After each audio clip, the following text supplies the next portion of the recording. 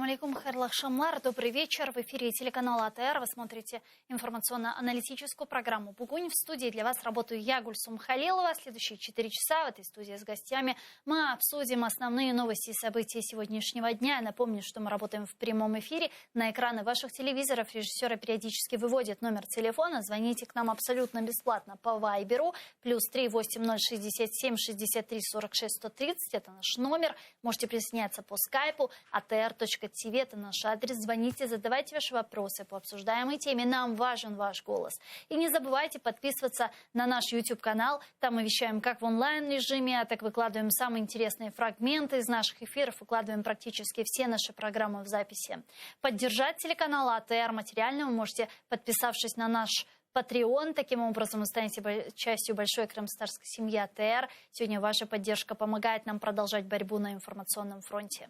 А я рада представить гостя нашей студии Олексій Гетьман, ветеран войны на Донбассе, майор. Витаю вас, пан Олексій. Салям алейкум. Салям алейкум. Я предлагаю наш эфир начать со следующего информационного сообщения. Рабочая группа оккупационного парламента Крыма, которая объявила о своей работе по сбору материалов и подготовке иска к Украине из-за прекращения поставок воды на полуостров по Северо-Крымскому каналу, планирует подать документы в суд до конца года. Об этом сообщил оккупационный глава комитета по законодательству Крымского парламента Сергей Трофимов. Давайте послушаем его.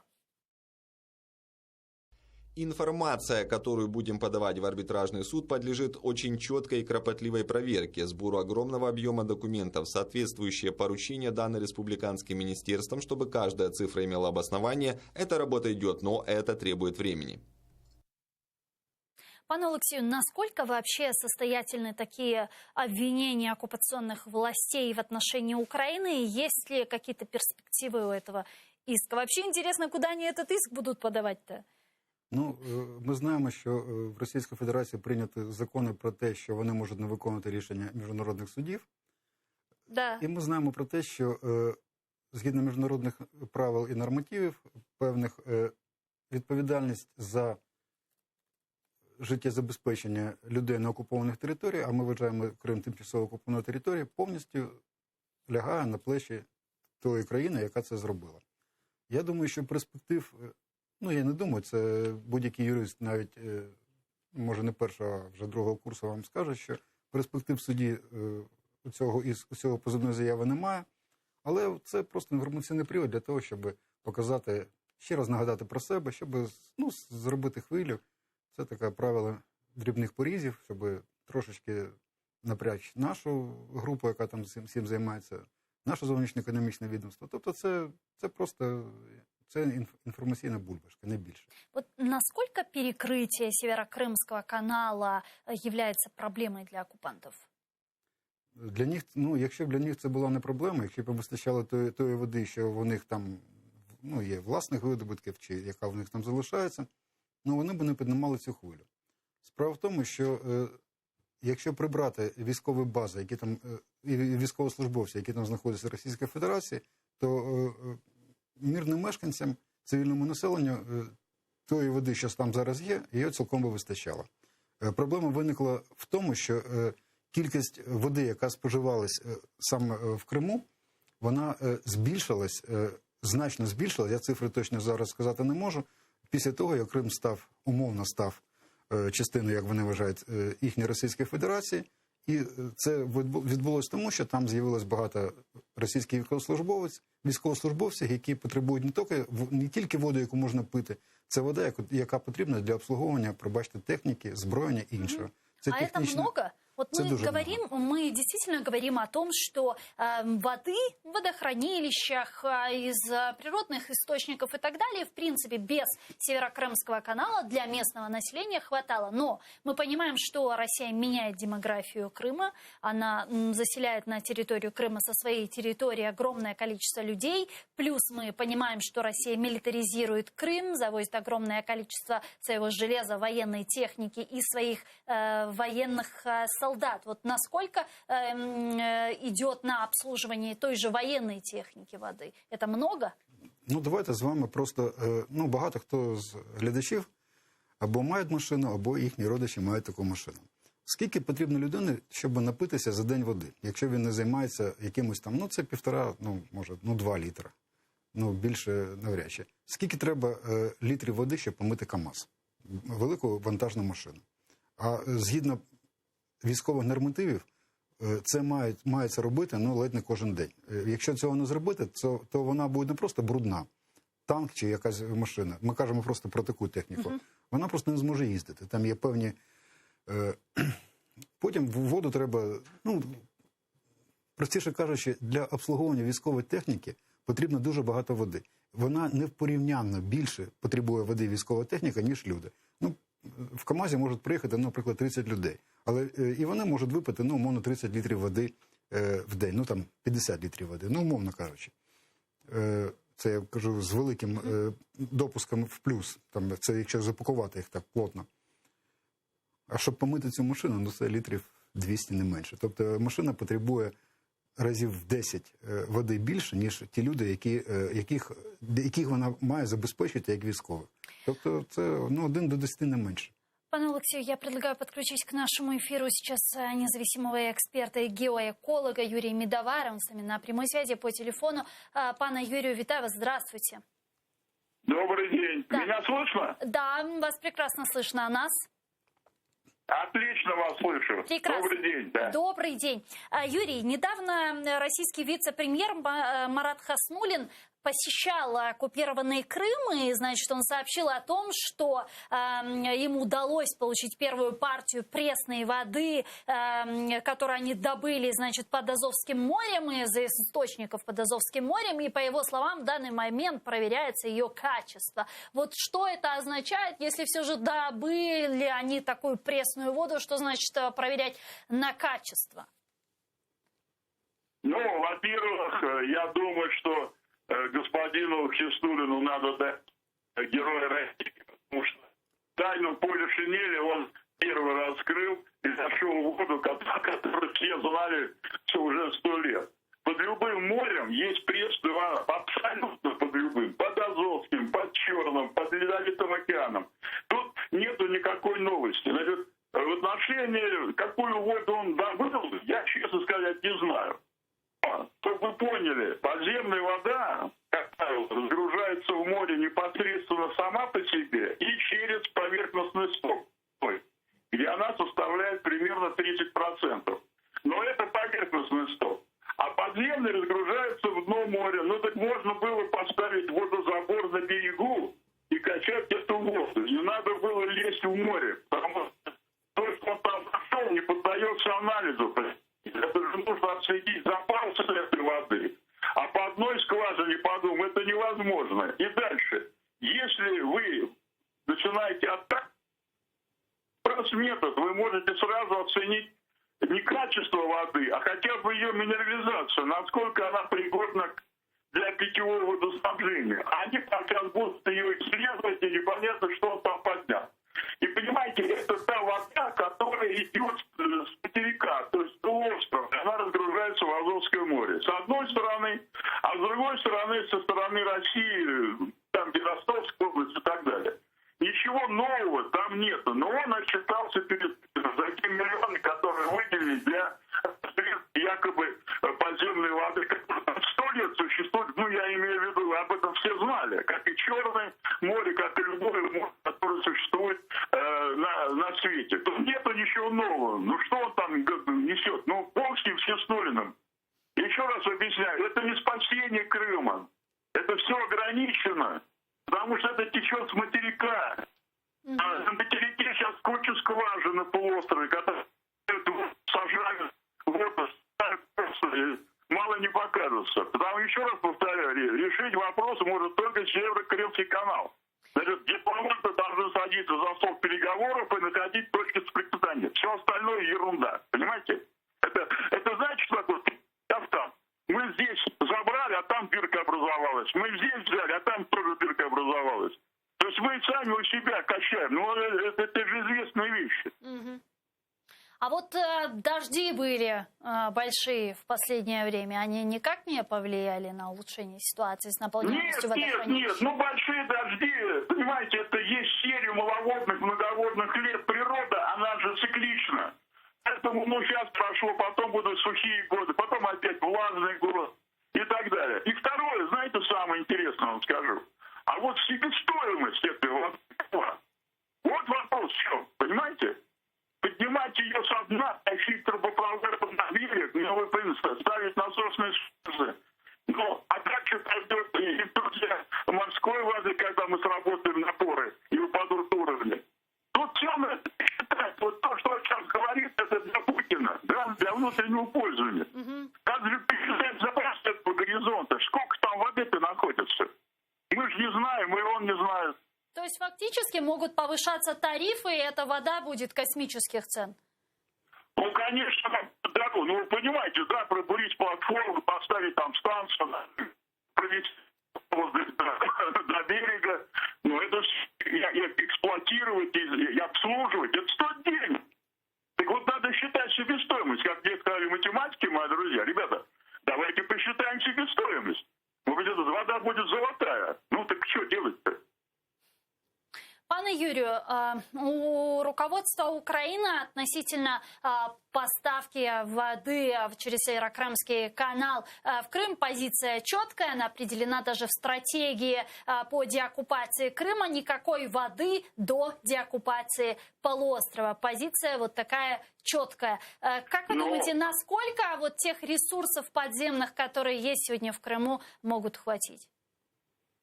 Ну, вот смотрите. Давайте мы просто с вами составим баланс. Я уже много раз об этом говорил. Северо-Крымский канал давал год. И что? Не объем воды, который 300 кубометров в секунду. Нет. Сорвался, к сожалению, у нас телефонный звонок с Юрием Медоваром, независимым экспертом, геоэкологом. Мы попробуем еще раз его набрать и наладить связь. Пане Олексію. Важко не погодитись. Він фахова людина, він дає фахові коментарі. Це приємно слухати. Не на загал, а саме точечно, грамотно. Це... В мае месяце, когда мы наблюдали такое массовое стягивание российских войск к границам Украины, разведка Украины сообщала, что, возможно, это в том числе и касается воды, в том числе и касается, возможно, некой спецоперации России для получения доступа к Северокрымскому каналу. И, возможно, Россия организовывала некое такое нападение на южную часть материковой Украины. Вот такие угрозы по сегодняшний день, на ваш взгляд, сохраняются? Так, угрози ці зберігаються, але казати, що це було саме такий план, коли вони стягували війська, ну, потім вже Путін вже пояснив, ну, своїми діями, для чого це відбувалося, навіщо це було зроблено. Це була демонстрация силы. Пане Олексію, мы вернемся к этому вопросу. Пан Юрий к нам вернулся. Давайте дослушаем его реплику. Пане Юрий, вы слышите нас сейчас? Ты слышишь, почему? Да, пане Юрию, вот давайте попробуем еще раз ответить на мой последний вопрос. Если вам нужно, я могу продублировать, либо вы продолжите. По поводу того, есть ли альтернатива Северо-Крымскому каналу, да. Нету. Да. Потому что Северо-Крымский канал давал 80% воды на полуостров. Все остальное был внутренний резерв. Он остался. Эти 20% и сейчас существует. А вот заменить Северо-Крымский канал ничем нельзя. Ни опреснением, ни так далее. Ни вот этой азовской водой под Азовского моря. Это все ерунда. Потому что 300 кубометров в секунду, пускай они посчитают и скажут, смогут они заменить канал или не смогут. А пускай работают дипломаты, они за это деньги получают. Я вот считаю. Спасибо вам большое. Дуже дякую вам, пане Юрію. Юрій Медовар был с нами на прямой связи, независимый эксперт и геоэколог. Пане Олексію, ви сказали, що така я можу угроза підказати, ну, щоб закінчити цю тему, можна підказати російським діячам, що вони можуть запропонувати Путіну, може дійсно отримують медаль там Героя Росії. Хай замість газопроводу зробить водопровод з Байкала, нехай качають воду, хай їм буде щастя. Справа в тому, що стосовно можливості, це був не єдиний план, який розглядався. У нас нема цих документів, які підтвердили би, що саме вони намагали зробити. Думаю, що в Росії таких документів нема. А це було один із сценаріїв можливого розвитку подій, от стягнення цих військ. Це дійсно пробити дорогу до водоканалу, щоб забезпечити водою півостров. Це могло бути. І і досі ця можливість, вона присутня, і це можна очікувати в будь-який момент. Я навіть скажу більше, це моя особиста думка, я не хочу, щоб це було сприйнято як по-іншому. Вони мають довести, мені здається, що росіяни мають довести до майже екологічної катастрофи Крим з питань води. І тоді вони скажуть, що в них просто не було іншого виходу, як забезпечити людей, які там вмирають від спраги, водою. От це може бути спочатку довести саме не військових, вони їх будуть забезпечувати, а саме цивільне населення до якоїсь такої майже екологічної катастрофи з питною водою, а потім казати, що це в них така от майже гуманітарна місія добратися до води, щоб дати людям пити. Я це припускаю. З їхнім ментальністю, так як вони себе поводять, це цілком імовірно. Але чи можемо ми дати відсіч? Повномасштабну війну це з Росією в лобову ми програємо, але ми будемо вести локальні бойові дії. І я думаю, що загроза і локальне, і повномасштабне вторгнення з боку Росії залишається, але мы в змозі дати им відсіч. А можем ли мы рассчитывать на помощь наших западных партнеров, военную помощь? Я хотів би сказати так. Але по великому рахунку, якщо це буде, навряд чи. Ми навіть зараз не є, у нас нема плану дії по вступу до Північно-Атлантичного альянсу, навіть цього нема. Ми, стратегічні партнери, це дуже добре. Може, нам дадуть якусь зброю, але я не думаю, що американські, чи британські, чи німецькі солдати приїдуть в Україну. Вони не зможуть пояснити своїм виборцям, своїм мешканцям, чому ці люди поїхали вмирати, за які інтереси своєї країни, чи загального світу, саме в Україну, до яких стільки, це я розумію наступне, до яких дуже багато питань з приводу корупції, з приводу всього того, що відбувається в країні, і що негативні тенденції, вони, на жаль, посилились з приходом нової влади, хоча мало бути навпаки, вони мали зменшити. Корупція в нас, пробачте, всі 30 років була і є, але ми сподівалися, що вона буде зменшуватись. Корупція є в будь-якій країні. Так де її нет? Вона має в масштабах. А масштаби, на жаль, збільшилися. І це не ми, так, люди, які там критикують сьогоднішню владу і вважають себе опозицією. Це дослідження міжнародних експертів. Якщо Блінкен каже, що у вас треть бюджету в тіні, тобто це корупційне, що значить в тіні? Це ж не від сонця він заховався. Це значить, це корупційна складова. Третина бюджету, такого ніколи не було. І це каже в обличчя, я не знаю, які вони там, це добре на самокатах по офісу кататися, але ж вам каже, може вони не знають, такі, може їм проще сказати, що це міністр закордонних справ Сполучених Штатів. І він їм каже, що, хлопці, у вас третина бюджету знаходиться в корупційних складових. Що ви робите? А вони щось починають розповідати, і всі ми видно не знаємо, хто. Давайте перейдем к следующей не менее важной теме, к крымской платформе. Сегодня президент Украины на форуме «Украина-30» заявил, что уже 29 стран подтвердили свое участие в саммите Крымской платформы, который состоится 23 августа. Давайте послушаем цитату президента. Ми повертаємо Крим в світовий порядок денний, щоб повернути додому, в Україну. Свою участь в саміті на сьогоднішній день підтвердили США, Великобританія, Польща, Туреччина, Франція, Німеччина, Австралія, Нова Зеландія, Південна Корея, країни Балтії та інші. Буде багато країн Європейського Союзу, загалом 29 країн. Це великий і не остаточний список всіх країн, які 23 серпня підпишуть спільну декларацію про спільні домовленості і наміри. Треба назавжди забути, що Україна забуде про Крим. Україна не буде піднімати питання Криму тільки в одному випадку, коли буде піднімати прапор України в Криму. С нами сейчас на прямой связи Олександр Левченко, надзвичайний повноважений посол Республіки Хорватія 10-17 в Боснії та Герцеговині в 11-17 роках. Пане Олександр, вітаємо вас. Ассаляму алейкум. Вітання найкраще вам і глядачам. Пане Олександре, 29 стран и международные организации на саммите Крымской платформы. Это хороший результат на сегодняшний день? Враховуючи, що починали з нуля, то в принципі непоганий результат.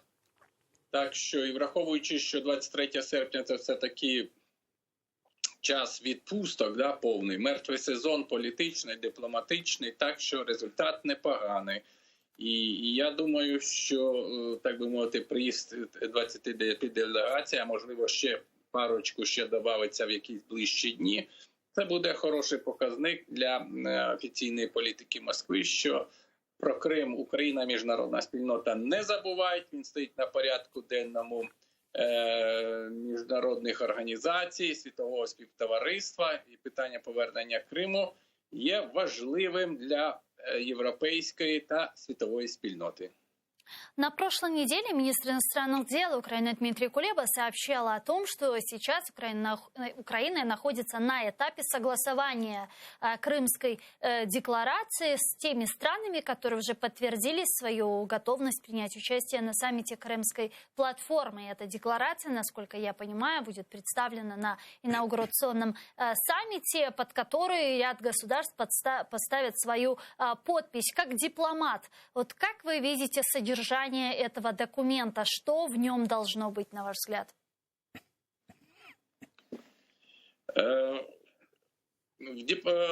В этом документе, конечно, он должен быть, все-таки учитывать точку зрения абсолютно всех стран. Поэтому вы понимаете, что чтобы все страны согласились с его текстом, он будет, так сказать, менее, может быть, острый, чем нам хотелось бы украинской стороне, да?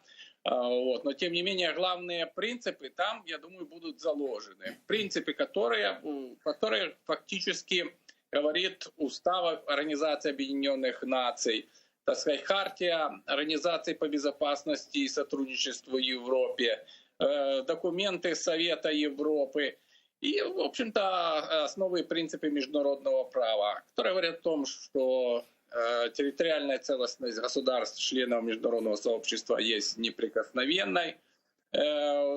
Другие страны должны уважать территориальный суверенитет и целостность других государств. Поэтому в любом случае документ, который будет приниматься, если он будет, так сказать, и уверен, будет соответствовать этим международно-правовым нормам, не будет приятен для официального Кремля, потому что политика Москвы направлена на то, чтобы попирать международное право, с тем, чтобы, так сказать, обманывать международное сообщество, что происходит на Крымском полуострове. А в документе мы можем прописать рамочные принципы, которые говорят о том, что Крым должен возвращаться домой, а это значит в Украину. Да, но вот такие заявления, такие рамочные документы мы видим уже на протяжении 7 лет. Я говорю о различных резолюциях Организации Объединенных Наций, я говорю о резолюциях Парламентской Ассамблеи Совета Европы, ОБСЕ и так далее. Разве в этой декларации вы не видите некий механизм возвращения Крыма? Ведь основной целью Крымской платформы, как заявляет Министерство иностранных дел, это возвращение Крыма. Вот механизм возвращения Крыма должен быть прописан в таком документе? Если нет, то где он должен быть прописан? Или проартикулирован, продекларирован? Где мы можем это увидеть? Увидим ли? Я думаю, что в этом документе еще не будет прописан сам механизм, каким образом Россия передает Крым Украине. Мы должны быть реальными людьми, так сказать. Вот. Значит, декларация имеет декларативный характер, то есть страны-подписанты говорят о том, что они хотят добиться, подписывая эти документы, их цели, принципы и как они ожидают, будет закончен процесс, так сказать, деоккупации полуострова. Механизм деоккупации – это серьезный процесс, это переговоры должны быть двусторонние или многосторонние именно с Москвой, согласовывать, когда они будут выводить войска, каким образом будут уходить организации оккупационные и так далее. Мы очень далеко от этого процесса. То, что принимается международная резолюция, как бы нет конкретного результата, ну, ничего страшного. Так сказать, все идет по накопительной. А каждая резолюция следующая, она более конкретная, и требования у нее более решительные. Вместе с тем хочу сказать, что ожидать самого механизма деоккупации в этой декларации не стоит, В этой декларации будет, так сказать, требование стран-подписантов о том, чтобы Россия вернула Крым. И это очень много. Понимаете, у нас же много лет мы говорили, что Крым – это Украина. Ну хорошо, а Россия говорит, Крым – это Россия. Мы же не ставили вопрос, что Россия обязана вернуть Крым Украине, о чем я как посол в Хорватии говорил с 2014 года. И сказал, что такие формулировки не способствуют тому, что будет ускорен процесс. У нас не было даже платформы международной по деоккупации Крыма, о которой я говорил тоже с 2014-2015 года. Интересно, ну, а вот, почему, наконец, на ваш взгляд... эта платформа создана? Почему, на ваш взгляд, она так опоздала, эта платформа? Ну Уже как? 8-й год оккупации. Это нужно обращаться к тем, кто с 2014 года принимал политические решения. Угу. В Украине. Да, я понимаю. Я думаю, вы все понимаете хорошо, я тоже. Да, пане Олександре, а что дальше? Прошел инаугурационный саммит. Как вы видите дальнейшее развитие Крымской платформы? Ну, а дальше, так сказать, институционные механизмы. Знаете, что, так сказать, будет офис Крымской платформы, есть идея создания, он начинает системно работать, так что перспективы неплохие, неплохие. И хорошо, что, так сказать, наконец-то мы создаем международную платформу по деоккупации полуострова.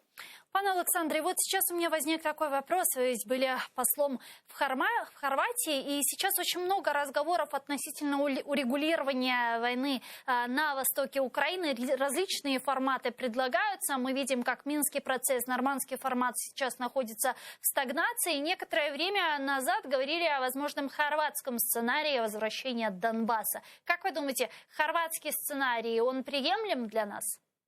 Ну, конечно, приемлем. Для нас он очень приемлем. Второй вопрос, что насколько, так сказать, российская сторона будет на это реагировать и так дальше. Но, тем не менее, это, хорватский сценарий – это позитивный сценарий, чуть ли не единственный, возвращение временно оккупированных территориях на договорно-правовых началах. Так что его нужно... еще мы можем его, так сказать, очень хорошенько использовать. И наши партнеры, и французы, и немцы очень хорошо знают об этом хорватском опыте. Угу.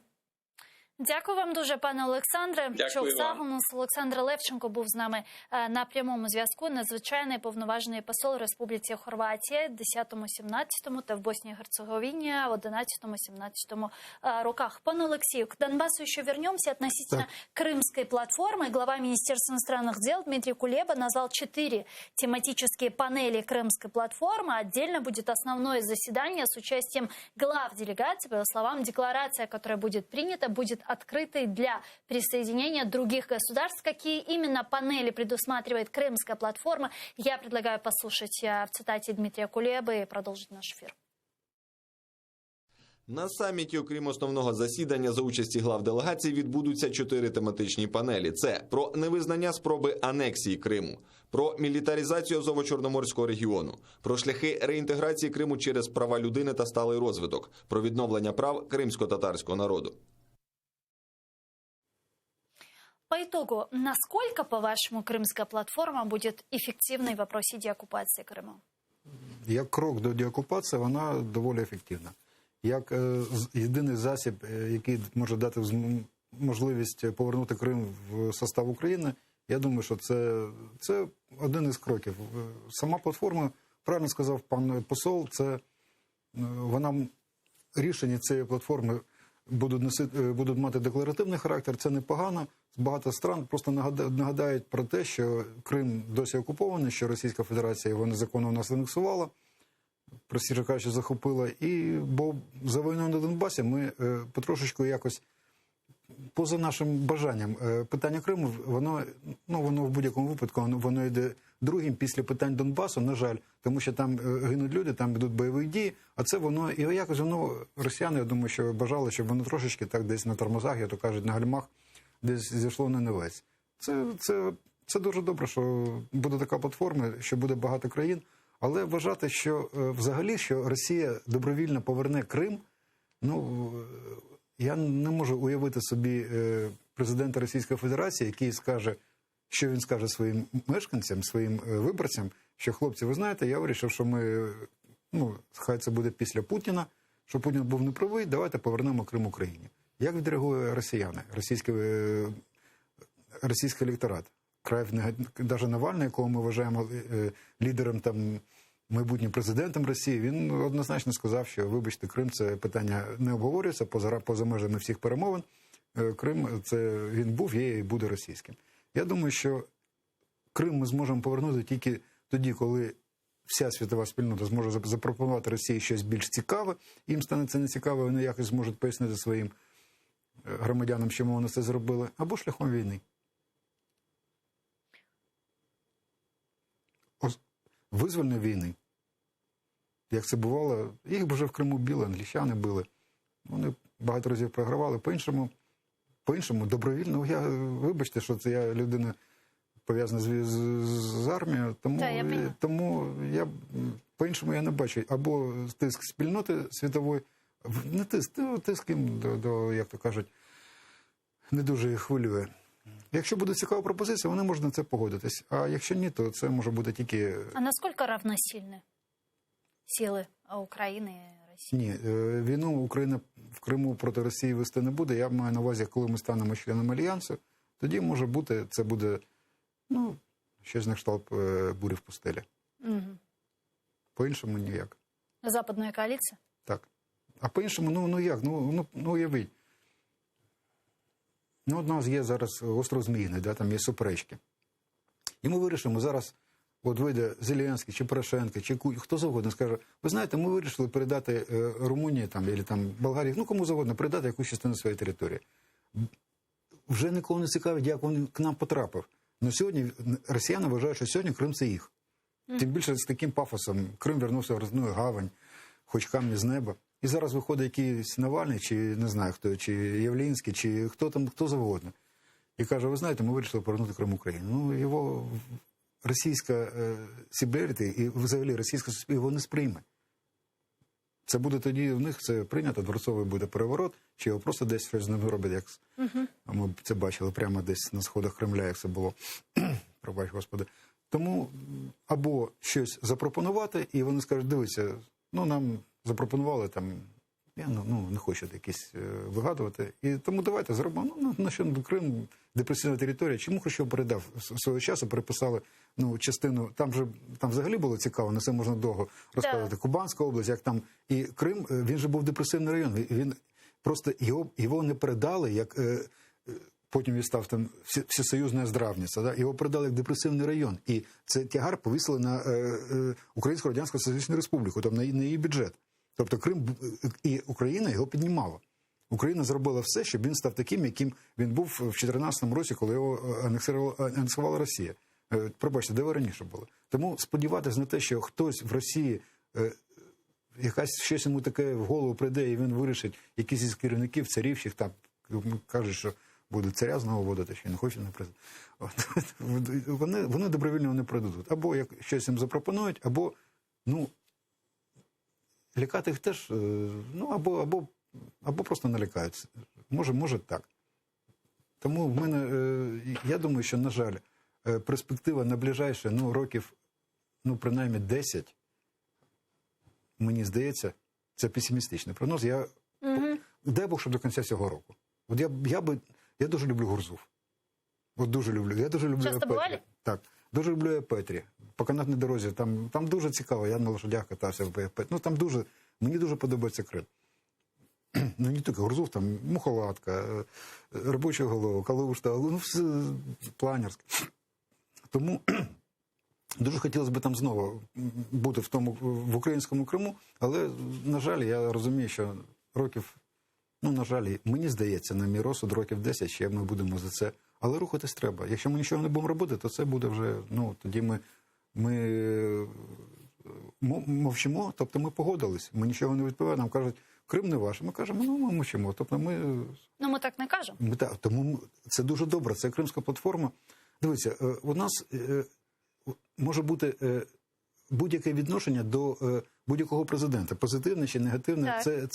Це особиста думка кожного, і там і є аргументи. Але є певні дії, давайте без прізвищ. От ці дії стосовно Кримської платформи українська влада зробила правильно. І можна, ну, на жаль, це зробив Зеленський, який особисто мені, наприклад, не подобається. Ще подобається, я не буду казати, ну, це, ну, яка різниця, що мені там... От, але це було правильно. І якщо це і далі буде 29 країн, якщо буде 100 країн, ну, це крок. І давайте далі робити. Але ну, от ці 10 років, умовно 10 років, це 10 років роботи. Якщо нічого не робити, то буде не 10, а 100 років. Пробачте.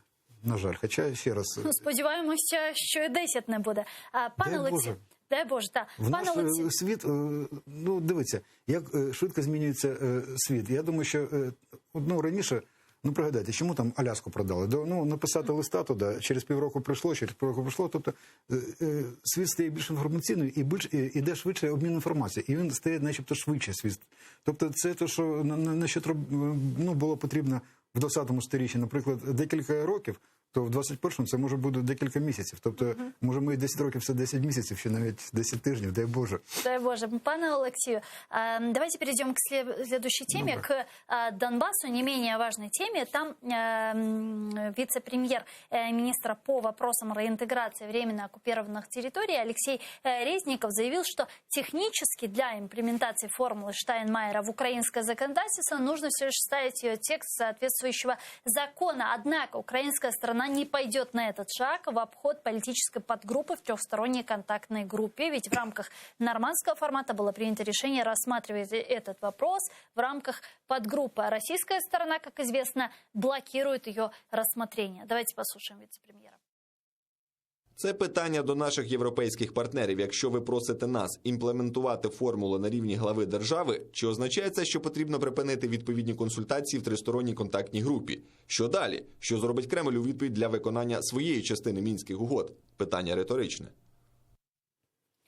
Также сегодня прошла новость. Представитель Российской Федерации в трехсторонней контактной группе Борис Грызлов выступает за очное заседание ТКГ в Минске. Он считает, что это поможет повысить результативность переговоров. Цитирую, на предыдущем заседании российская делегация выступила с инициативой провести следующую встречу в Минске в очном формате.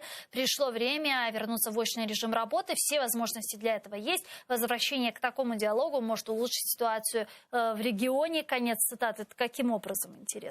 Ну, справа в тому, що ми ж розуміємо, що багато питань вирішується не за столом перемовин, а в кулуарах.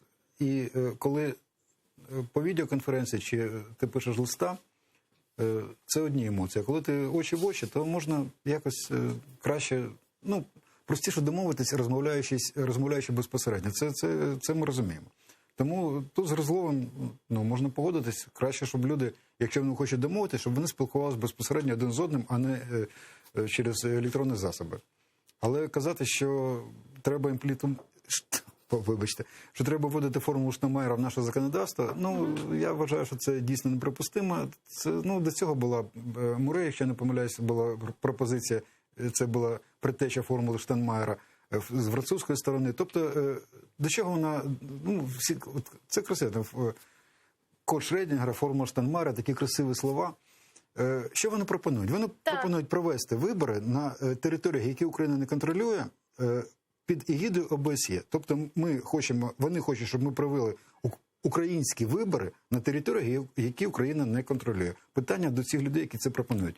Ви погодитесь проводити, ну, наприклад, французькі вибори на території, яку Франція не контролює, але щоб ці вибори були визнані во Франції, ці люди стали частиною французької влади. Вони кажуть, що дурні. А ми маємо дивитись на них якось так знизу до гори і казати, ну, вибачте, це не дуже правильно. Да це дурня повна. Пробачте. Для того, щоб... Але вони кажуть, що проводити згідно під егідою Центральної виборчої комісії України, згідно українського законодавства виборчого. Домовились. Ця людина, яка це пропонує, давайте поїхали разом в Донецьк, ви будете агітувати, ну, згідно українського законодавства і правил Центральної виборчої комісії, за правий сектор, а я буду за, ну, наприклад, ще за якусь таку радикальну українську партію. Ну, я не рекламую, просто і ми станемо рядом в Донецьку на площі Леніна, під пам'ятником Леніна, і будемо агітувати з плакатами, голосувати, скільки ми проживемо до того, як нас посадять в якийсь підвал. Тобто, значить, ми не можемо, тобто умови для виборів є не рівні для кожної, ну, Наприклад, для всіх партій вони різні. Тобто деякі партії не зможуть там проводити свою агітаційну. Тобто, значить, ці вибори вже не можуть бути визнаними такими, що відбулись, тому що не всі партії, не всі чи блоки, чи можна буде знову блокуватися, чи не можна, вони не можуть проводити свою агітаційну роботу. Вони не в змозі. То про які вибори згідно українського законодавства ви маєте? То, що на виборах, на виборчих дільницях ДВК не будуть кидати зайві виборчі бюлетені, це будуть дивитись представники ОБСЄ. Ми дуже гарно бачили представників ОБСЄ на лінії зіткнення. Як сонце сідає, в їхні білі джипи, вони уїжджають і починаються обстріли. Пане Алексей, вот интересно, вы сказали, что заседание РНБО, которое состоялось на Донбассе, было довольно значимым. Почему? Так. Ну, по-перше, була прийнята загальна стратегія, внешнеполітичної діяльності України. Загальнополітичної діяльності та в деяких сферах безпеки і економіки. Там було прийнято, якщо не помиляюсь, 254 пункти. Да. Тобто це дуже ємкий документ, і він складається по великому рахунку, його можна розбити на 3 частини, ну, судячи з назви. Перша частина – це відповідно, що Україна є активним міжнародним діячем і буде продовжувати займатися міжнародною політикою.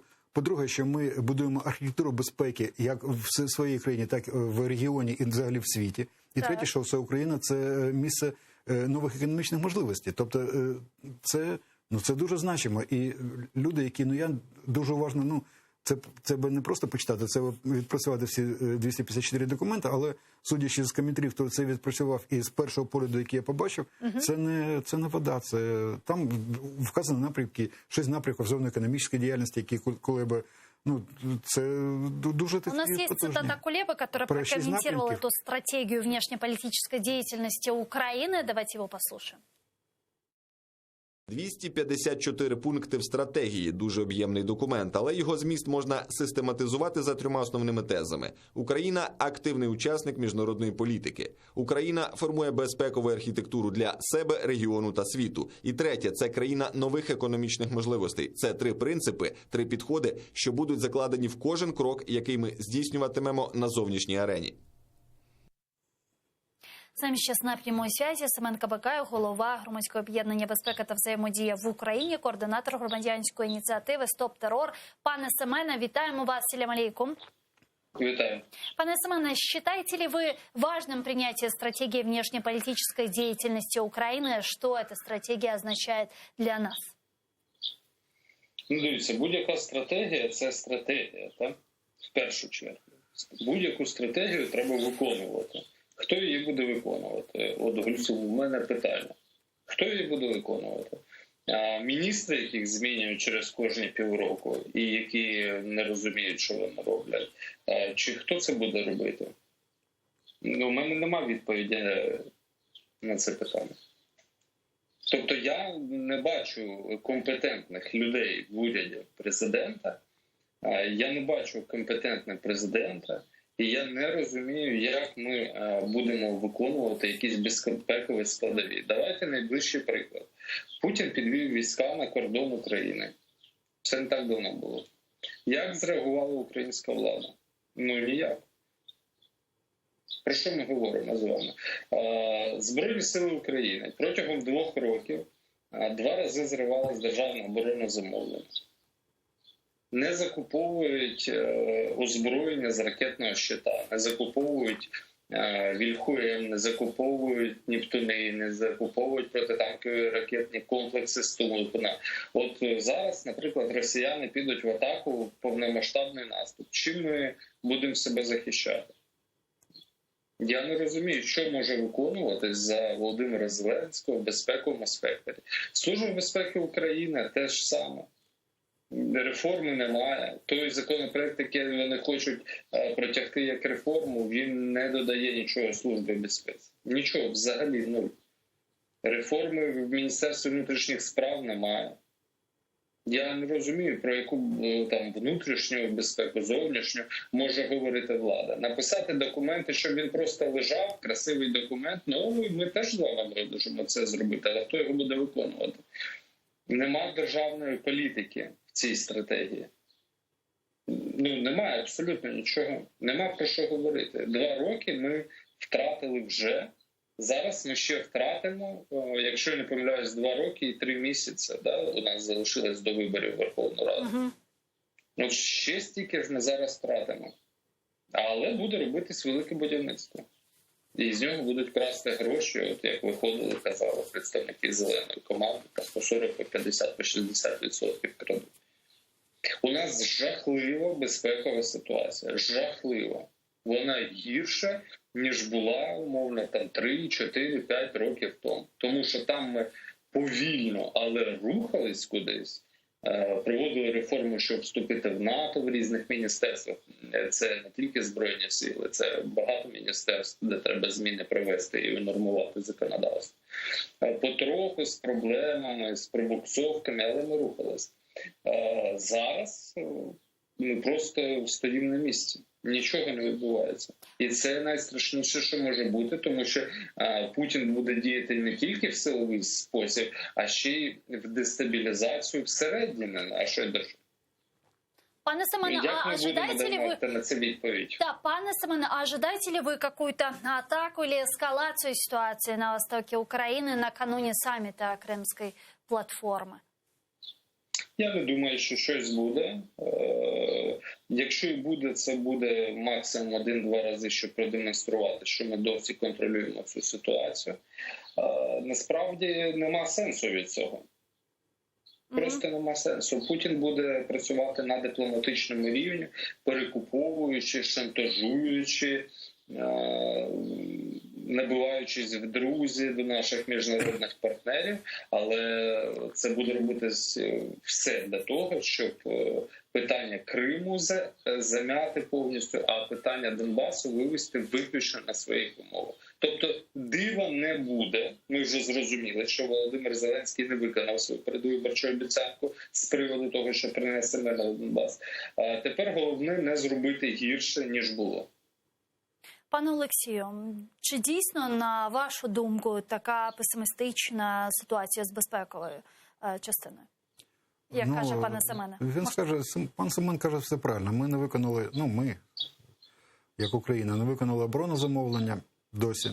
І, не хочу за ним повторювати, він все каже так, як воно, на жаль, відбувається.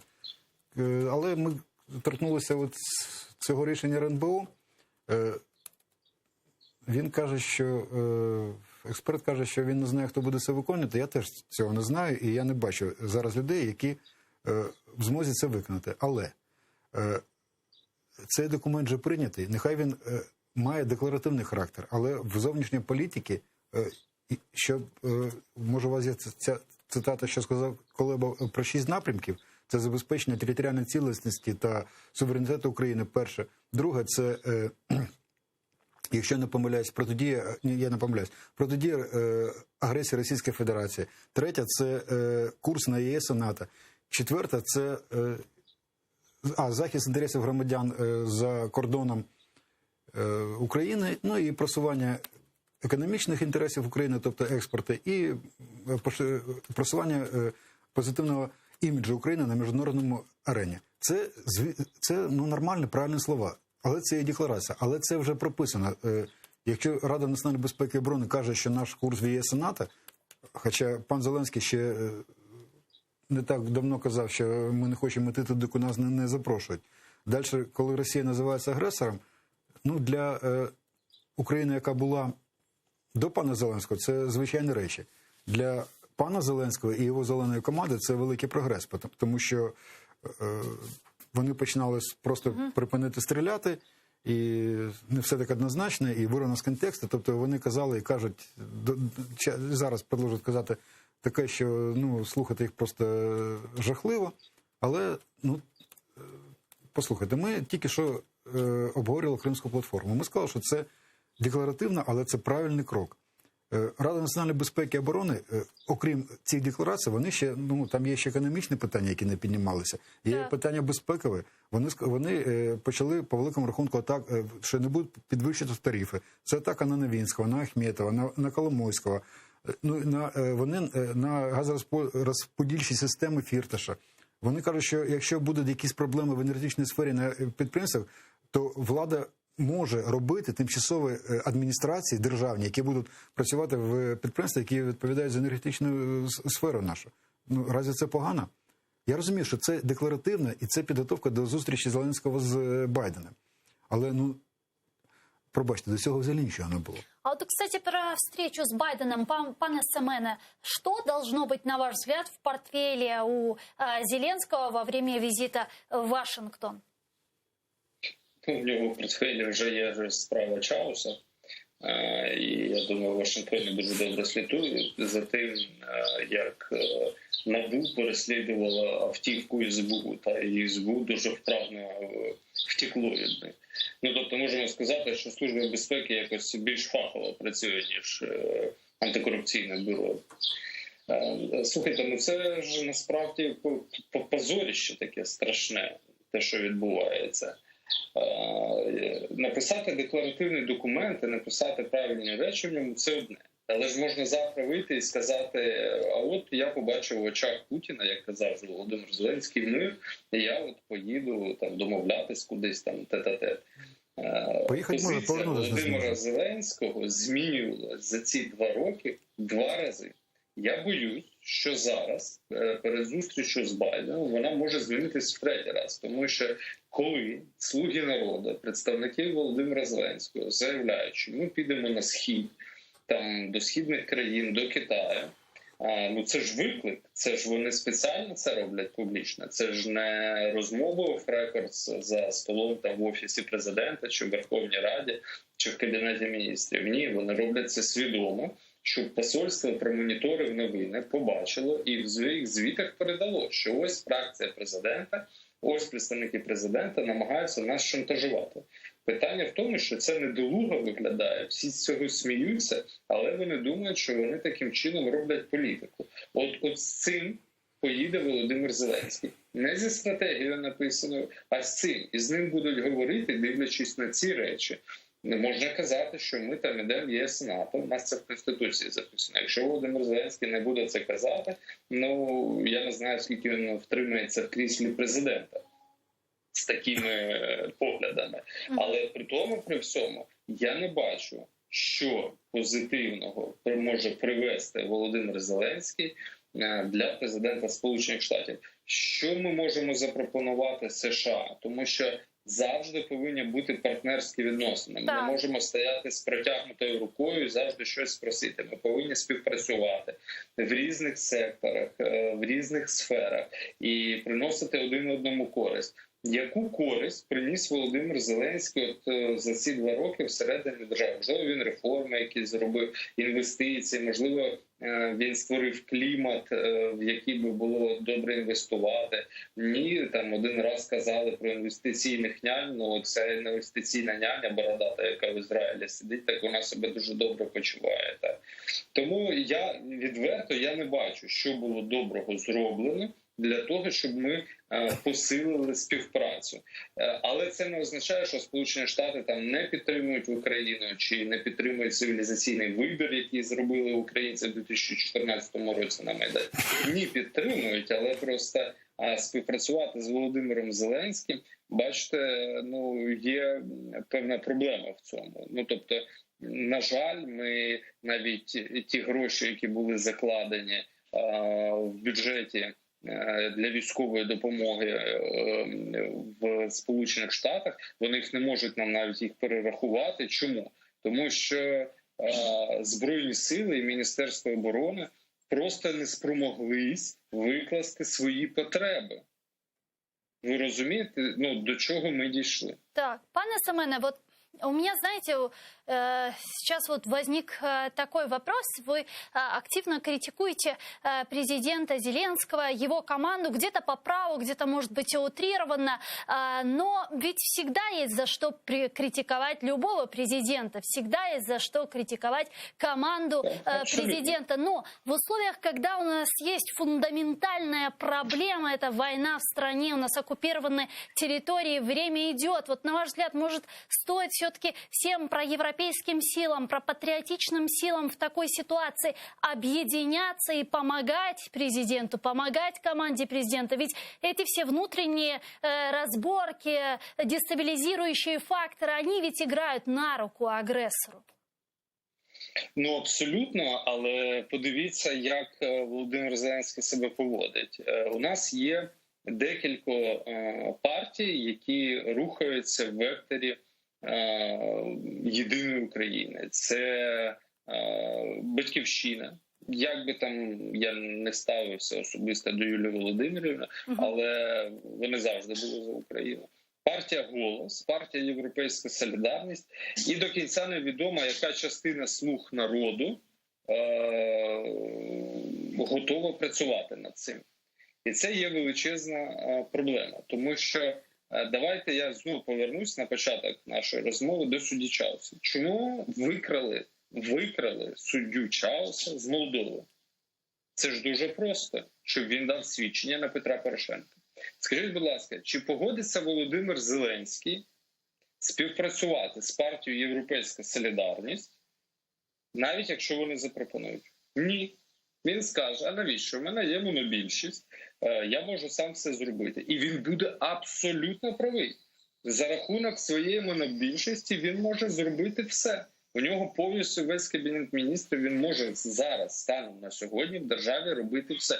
Йому не потрібні не партія «Голос», не Європейська солідарність, не Батьківщина, і тим паче ОПЗЖ і інші. Він все може вирішити і зробити сам зараз. Питання в тому, що він цього не робить. У нас нема курсу, по якому ми йдемо. Пан Кулеба і інші високопосадовці заявляють, що наш курс іде в ЄС і НАТО. Але від Володимира Зеленського, я ще раз зазначаю, ми цей курс почули такі декілька місяців тому. 2 роки. Що ми робили 2 роки? Для того, щоб зрозуміти, куди йде наш курс. І ще раз зазначаю, коли Росія підвела техніку на кордон, Володимир Зеленський нічого не зробив. Мені здається, це теж багато про що говорить. Дякую вам дуже, пане Семене. Чох Сагун, Семен Кабакаєв був з нами на прямому зв'язку. Голова громадського об'єднання «Безпека та взаємодія в Україні», координатор громадянської инициативы «Стоп террор». Пане Алексей, вы затрагивали тему энергетической безопасности. Я бы хотела остановиться на этом вопросе и обсудить чуть подробнее «Северный поток-2». Там есть несколько важных новостей по этой теме. Соглашение США и Германии по Северному потоку – это медвежья услуга Украине, пишет авторитетное издание Financial Times. Издание отмечает, что Вашингтон и Берлин договорились о завершении строительства газопровода, который представляет серьезную угрозу безопасности и экономике Украины в обмен на хлипкие гарантии и компенсацию для Киева. Давайте послушаем цитату издания. Угода має вади на всіх рівнях. Зобов'язання протидіяти поганому поводженню Росії розпливчасті. Зелений фонд не покриє збитки Києва, а пропозиція Німеччини допомогти в продовженні транзиту газу – це просто обіцянка спробувати. Навіть час підписання документа дивний, оскільки у вересні в Німеччині пройдуть вибори. Безсумнівно, мало сенс взаємодіяти з наступним урядом Німеччини, в який, ймовірно, війдуть і зелені, які виступають проти Північного потоку-2.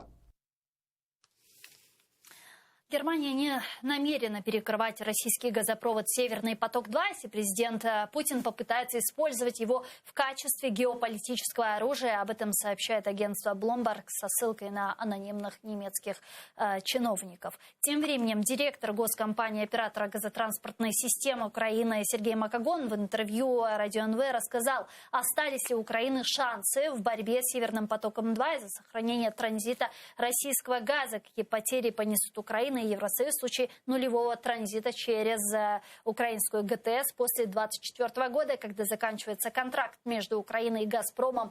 Давайте послушаем цитату Макогона. Так, і тому питання наразі полягає не в тому, чи буде ГТС працювати. Питання в тому, чи будемо ми транзитною країною. Якщо Україна не буде транзитною країною, то ми будемо вимушені модернізувати і оптимізувати понад 100 мільярдів кубічних метрів газу транзиту щороку. Фактично ми будемо вимушені закрити, вивести з експлуатації понад 60% компресорних станцій, оптимізувати структуру, тому що це буде дуже несправедливо, щоб українські споживачі і промисловість, і населення сплачували за ту інфраструктуру, яка не використовується. Але основна втрата буде не для України, а для Європи. Чомусь європейці думають, що українська ГТС буде завжди як резервний варіант для неї. Наприклад, якщо Північний потік стане на ремонт, як це було тиждень тому. Пане Олексію, что мы сделали не так, что упустили «Северный поток-2», ну или были ли у нас какие-то возможности предотвратить завершение его строительства? Или мы здесь были абсолютно бессильными? Дивіться, це питання, які вирішують країни, не Україна.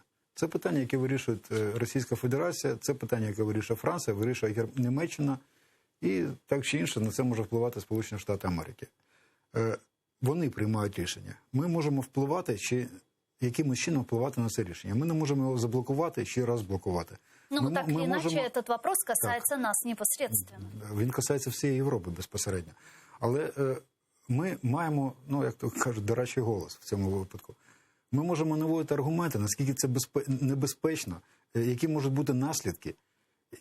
Ми маємо наполягати саме на безпековій складовій цього питання, а не на економічній, тому що, як казав п'ятий президент, ми гроші десь в іншому місці заробимо, це не так катастрофічно, це не така велика сума, яка для країни буде. Хоча, ну, непогано, але чому це безпекове питання? Тому що це енергоносії, які забезпечують функціонування як промислових підприємств, так і оборонних. Це те, що не буде транзит через нашу Україну, і те, що там якісь гроші ми втратимо, це ж не, пробачте, експорт яблук, ну, наприклад, без яких можна, ну, не поїли груші, нічого страшного. Якщо це припиниться, то це будуть техногенні катастрофи, пробачте. Я не думаю, що Росія припине використовувати наш газогон. Він, звісно, об'єми зменшиться.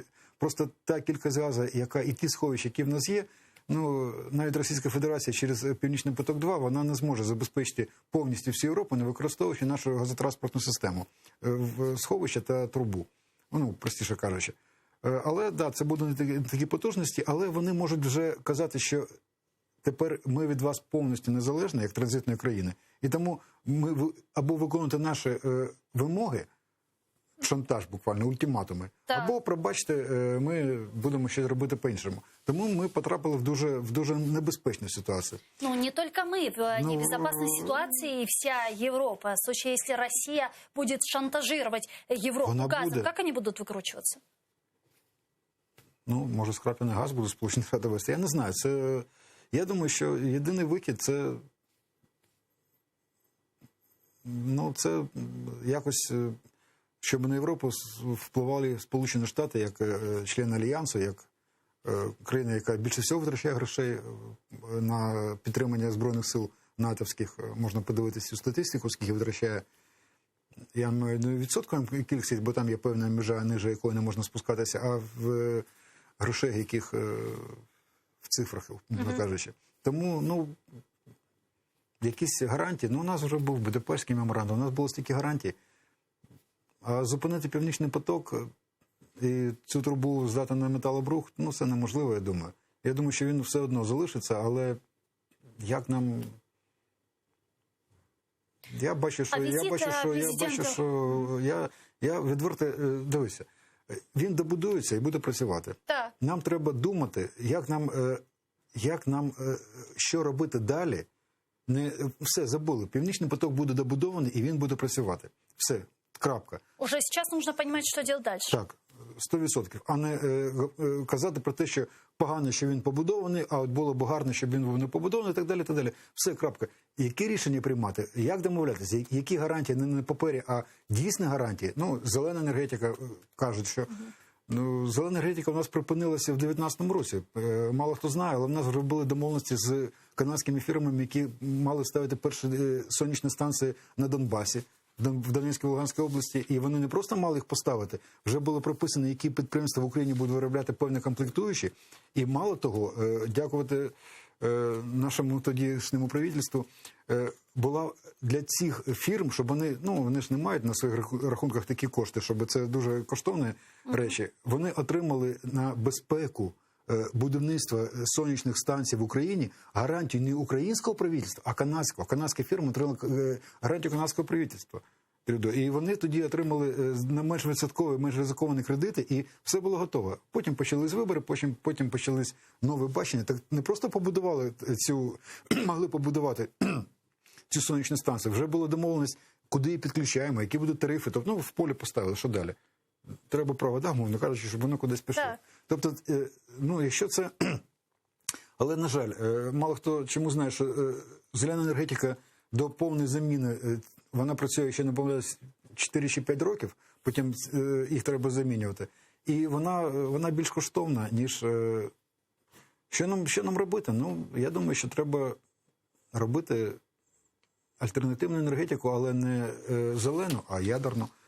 У нас для цього всі можливості є, але треба удосконалювати наші атомні станції, щоб вони були більш безпечними. Хоча, наскільки технологічна країна Японія, і подивися, що відбулося, ураган, буря, ну, борони Боже, це ризиковано, але, ну, життя таке ризиковане, що робити? Пане Олексію, и я хочу обсудить еще одну тему, еще один вопрос. Не так много остается времени до завершения нашего эфира, но обойти стороной эти информационные сообщения мы также не можем. Белорусская легкоатлетка Кристина Тимановская подала документы на предоставление политического убежища в Польше. Ее отстранили от Олимпиады после критики руководства сборной. Об этом заявил исполнительный директор Белорусского фонда спортивной солидарности Александр Опейкин. По его словам, она сейчас находится в Токио, общается с Международным олимпийским комитетом и с прессой. Давайте послушаем его цитату. Вже подала заяву на надання політичного притулку в Польщі, тому вона вже в дорозі знаходиться. З нею все гаразд, тримається добре. Зрозуміло, що це стресова ситуація не тільки для спортсмена, але і людини опинитися під таким тиском. Це молода дівчина, на яку чинили тиск дорослі досвідчені функціонери. Белорусский политик Павел Латушко высказался о причинах возможной депортации Кристины Тимановской из Токио в Минск. Давайте послушаем его цитату. Я обращаюсь к белорусской диаспоре в Японии, ко всем представителям мировых СМИ, которые сейчас освещают Олимпиаду. В связи с тем, что легкоатлетка Кристина Тимановская выступила с критикой национальной сборной, личным указанием Лукашенко принято решение ее эвакуировать, вывести за пределы Токио, вернуть в Беларусь. Ее будут сопровождать 3 человека спортивного телосложения. Очень важно оказать нашей белорусской помощь. Она просто высказала свою позицию. С нами сейчас на прямой связи Ірина Славнікова, офіційний представник каналу Білсат в Беларуси. Пани Ирина, витаем вас. Здравствуйте. Витаю, коллеги. Да, пани Ирина, что все же, расскажите нам подробнее, произошло с белорусской спортсменкой? Как эту новость комментируют в белорусских средствах массовой информации? Ну, у меня такое впечатление, что белорусские власти, белорусские чиновники предпринимают все попытки, чтобы не сходить с первых полос новостных изданий, чтобы белорусская тематика была всегда в топах новостей. Ну и вчера мы, белорусы, весь мир узнал, что белорусскую спортсменку Кристину Тимановскую силой вывозят из Токио без ее согласия. И только из-за того, что она высказала незадоволенность, что без ее согласия ее поставили в эстафету 4 по 400 метров. Хотя она была заявлена только на дистанции 100 и 200 метров. Мы все прекрасно, я не буду объяснять, что олимпийские старты – это главные старты в жизни спортсмена, которые они идут всю свою жизнь. И 100 и 200 метров пробежать – это совсем другое, что пробежать 400. Это то же самое, если сказать спортсмену прыгнуть, который прыгнул в высоту, прыгнуть в длину. Вот и все. И поэтому Кристина отказалась и заявила. И то, что в белорусской эстафетной сборной не хватало участниц, это не вина спортсменов. Это вина спортивных функционеров, которые вовремя не подготовили допинг-пробы участниц, которые были заявлены на эту эстафету.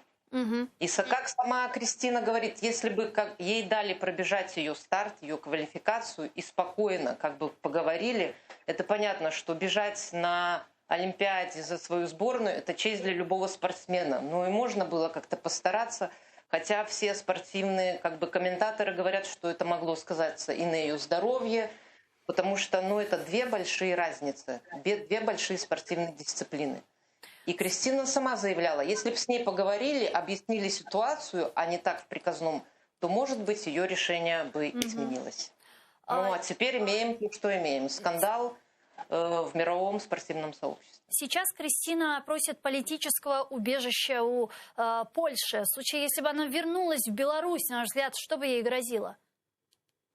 Ну, многие примеры говорят о том, что по возвращению Кристины в Беларусь, несмотря на ее известность и то, что за ней следил как бы весь мир, ее бы ждали, может быть, репрессии, арест и так далее. То же самое, как наша спортсмены-баскетболистка Левченко провела 15 суток, заслуженная спортсменка известная.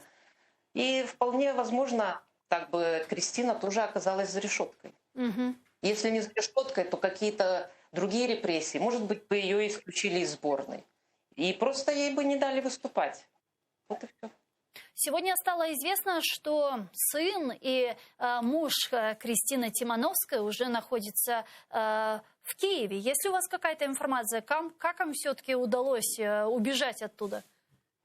Ну, как бы люди, которые пересекают, попадают в Киев в целях безопасности других людей, которые, может, воспользуются этими путями, как бы эту информацию в открытый доступ не дают. Но есть возможность у людей пересечь границу белорусско-украинскую. Угу. Теперь, насколько я знаю, у мужа нет связи с Кристиной. Вполне возможно, что это долгий перелет из Токио в Варшаву. Может быть, из-за этого. То история... Но он Да. сказал, что он теперь чувствует себя в безопасности. Ну, это приятно.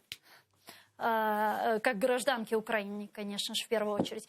Пани Ирина, то мы увидели вынужденную посадку самолета Ryanair и фактическое похищение Протасевича, то сейчас вот эта история с Кристиной Тимановской. Я так понимаю, что режим Лукашенко продолжает закручивать гайки и формируются новые кейсы? Ну, я еще повторюсь, что такое впечатление, что они хотят быть в топах новостей, прибавляя все новые и новые у них. Уже, казалось бы, после посадки самолета Ryanair с Романом Протасевичем уже таких вопиющих выпадов не может быть. Но тут, как правильно говорят, что принимается решение там не на месте, вот, например, в Токио, а приказ посадить Кристину в самолет был именно из Минска и принимался на самых верхах. Ну, что поделать. Необдуманная, недальновидная политика белорусских властей. Спасибо вам большое, пани Ирина Чухсагл. У нас Ирина Славникова была с нами на прямой связи, официальный представитель канала Белсат в Беларуси. Пане Олексію, як би ви прокоментували цю новость? Молодець. Що це? Якщо вона так зробила, ну, по-перше, вона молодець. Тому що якщо б вона потрапила під КГБ Білорусі, я думаю, там були б... Вона би дуже швидко поміняла покази, на її тілі ми б побачили замасковані синці і так далі, і так далі. Тобто вона попала б під репресії.